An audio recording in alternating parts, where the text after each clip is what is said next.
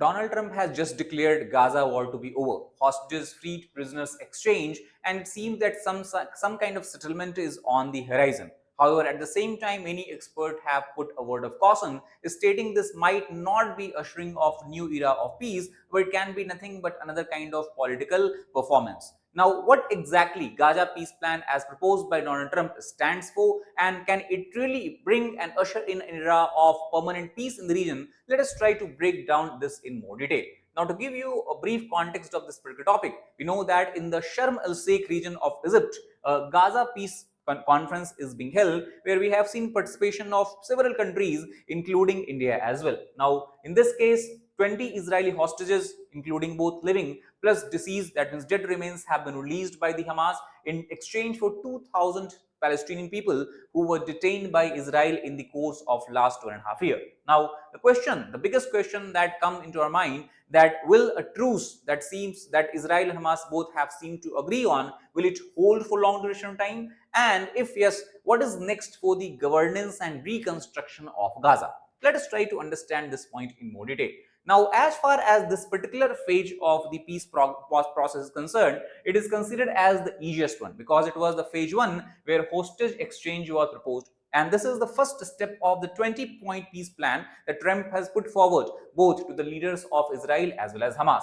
Hamas obviously is at disadvantage here because it has lost its main leverage, and that leverage was the hostages that it had captured on October 7, 2023.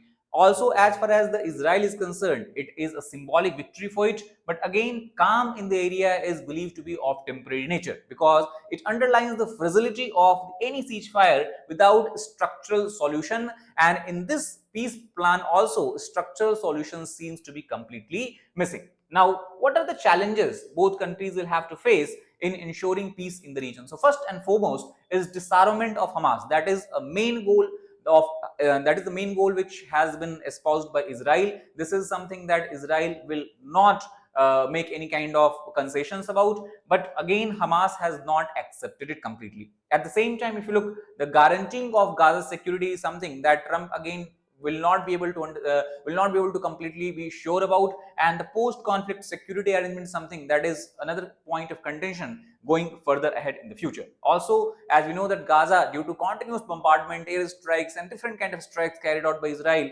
since 2023, has been completely decimated and has been reduced to nothing but a sort of rubble. So reconstruction of the development, reconstruction of infrastructure, reconstruction of basic amenities and all is also something that is going to be in the next page, which again is going to be the difficult scenario. And next, but most important, the war that occurred in Gaza in last couple of years has seen a massive displacement, refugee crisis, where a lot of people have been displaced, they have lost their homes, they have lost their belongings. So how the civilians who were displaced due to the war will be again resettled in the Gaza, how to maintain the flow of aid to ensure that basic amenities at least is made available to them is going to be challenging in the coming future. Now, again, the big question is about the governance of Gaza, because even after a truce agreement, because as we have discussed, Israel want complete disarmament and depoliticization, this what you call as the complete disarmament, and Hamas also have to demit all the political office that is holding before as such. So after the demission of office by Hamas, who is going to run Gaza? Is it going to be some alternative government structure? Is it going to be the Palestinian Authority, or is it going to be someone who is closer to Israeli government? That is also a question to which we have not found any answer. Now, the missing piece of the Palestinian this crisis or the puzzle is this question of statehood, because in the last few weeks and even month before, we have seen that many of the countries that are member of United Nations, also many of the Western countries have accepted that there is a right for Palestine to exist as a state side by side to Israel, which Israel has completely denied as such. This is going to be the biggest challenge at how both countries can come to certain sort of agreement. So a future Palestinian state has been mentioned as far as this peace plan is concerned, but the plan does not provide any kind of roadmap how this will be achieved. Second problem also is, if you talk about the entire peace plan, there has been no there has no what you can call as consultation from Palestinian authorities. There has been no what you can call as participation from the Palestinian Authority as such. They have been completely excluded from negotiation, and that is where the trouble lies. Because if there are two parties to the war, and if you're completely excluding one of the sides, you cannot build a lasting peace. And the root issue of occupation, sovereignty of Palestine is something that is going to be a biggest challenge, and that also remains unaddressed even in the 20-point plan that is proposed by Donald Trump. Now, if we talk about the Sharm el Sheikh summit more specifically, we can see that many experts have not given it too much importance, because they state that it is nothing but an example of global spectacle that we have seen many times during the Trump's presidency, and the another one is unfolding at the Egypt's Red Sea resort.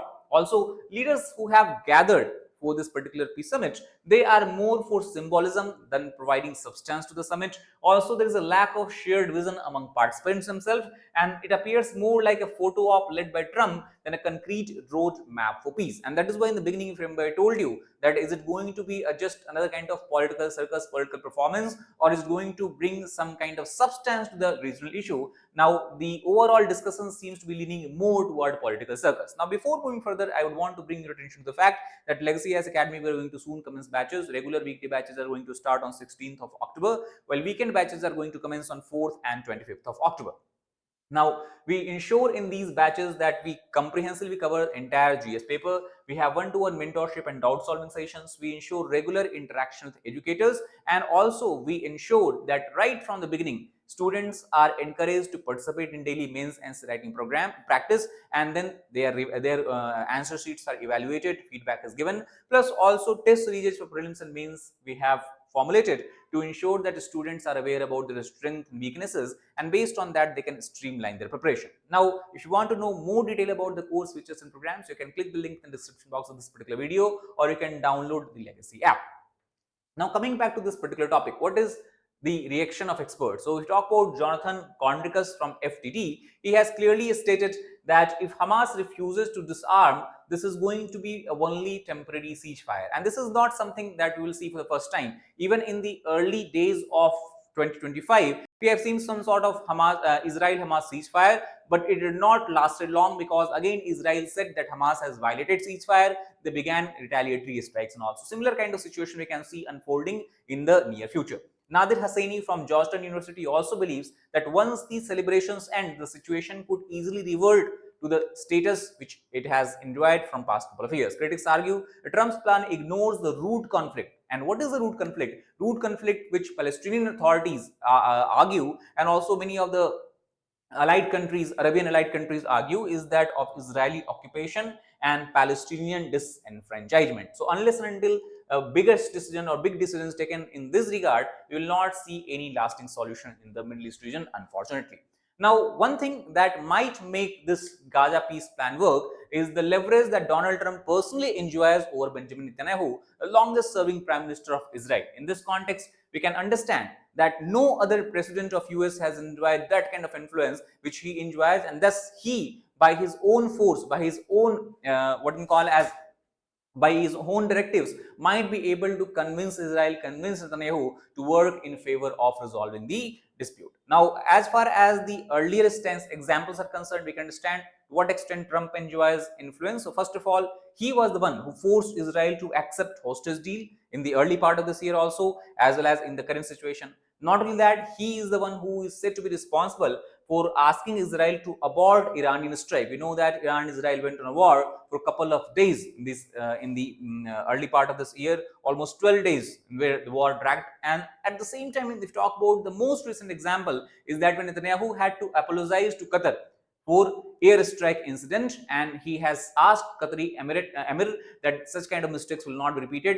Israel is going to overall respect the sovereignty and territory of Qatar as such. Now, all this would not have been possible if not for the Trump's personal influence over Netanyahu, and that is something that provides some sort of hope or expectations for many people, because Trump is considered also by Netanyahu as the best friend Israel ever had in the Oval Office, and that is something which might work in the favor of this program.